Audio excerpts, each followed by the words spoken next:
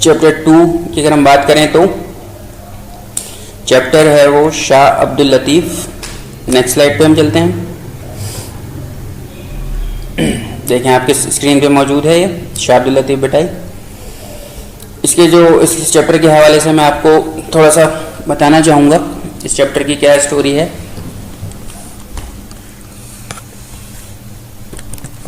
Student ہم چلتے ہیں چیپٹر شاہ عبد اللطیف بھٹائی کی طرف. اس کے بارے میں آپ کو اس کی کیا اسٹوری ہے اور کیا ہے تھوڑا سا میں آپ کو بتاتا ہوں, اس کو انٹروڈکشن دیتا ہوں. Shah Abdul Latif is a great saint, poet, musician and scholar of Sindh. Shah Abdul Latif Bhittai جو تھے سندھ کے بزرگ اور ایک شاعر اور ایک موسیقار بھی تھے. ہی واز بورن ان 1102 ہجرا in a small village called Hala valley. یہ ایک چھوٹے سے گاؤں میں جس کا نام ہالا ویلی تھا 1102 ہجری میں وہاں پیدا ہوئے تھے, جو کہ حیدرآباد میں موجود ہے. His ancestor had migrated to Sindh from Hijrat. Shah Latif had a very sensitive mind. ان کے جو آواز دار تھے شاہ عبد اللطیف کے, جو ان کے باپ دادا تھے وہ سندھ ہجرت کر کے آئے تھے. شاہ عبد اللطیف بھٹائی جو تھے ان کا جو مائنڈ تھا کافی حساس مائنڈ تھا. while he was only a boy he started composing poetry. کم عمر میں انہوں نے شاعری لکھنا شروع کر دی تھی.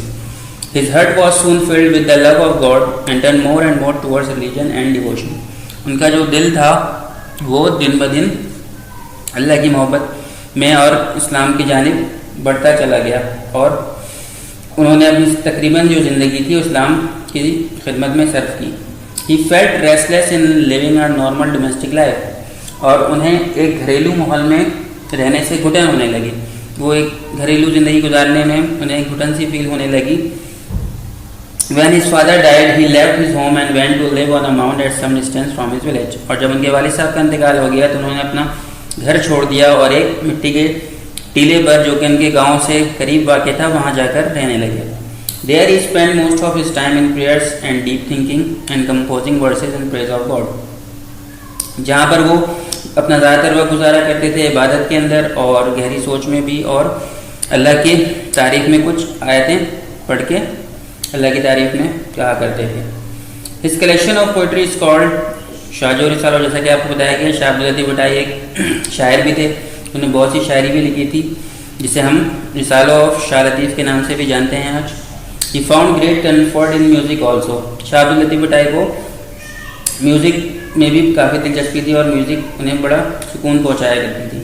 He loved simplicity in music and invented a musical instrument called tamburo.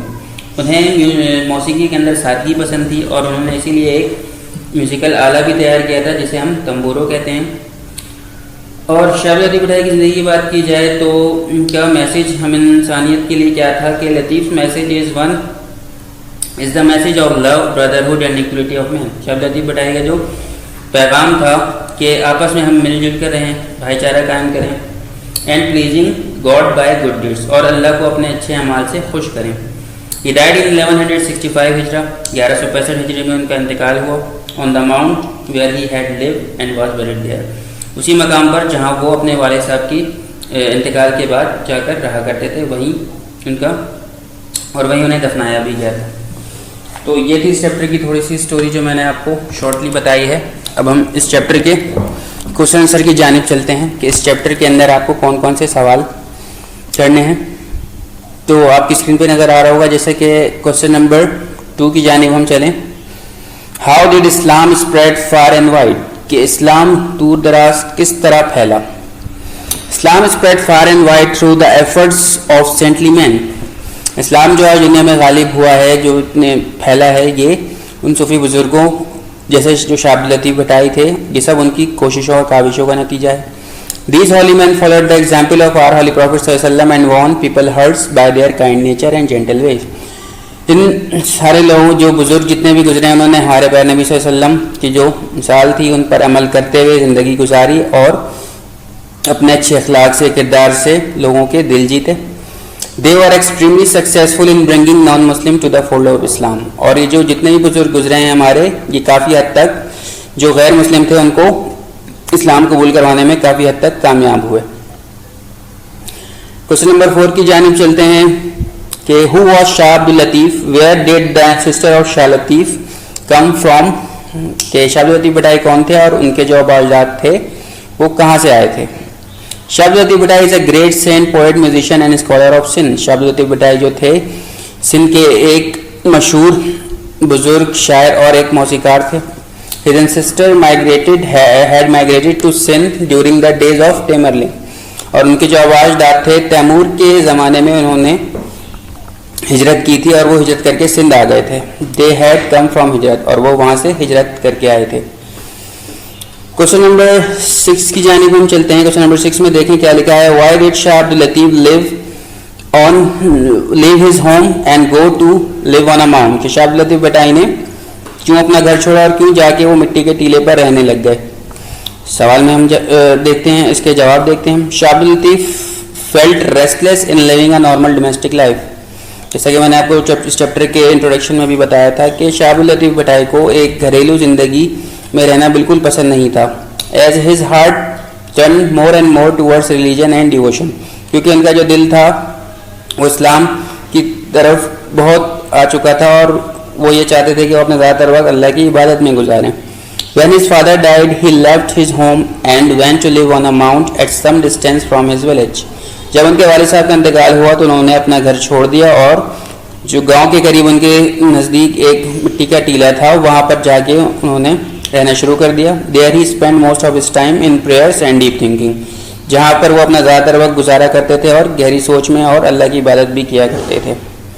Question number 7 کی بات کریں تو دیکھیں لکھا ہے. What is the meaning of word Bhatt? Why is Shah Latif called Bhittai?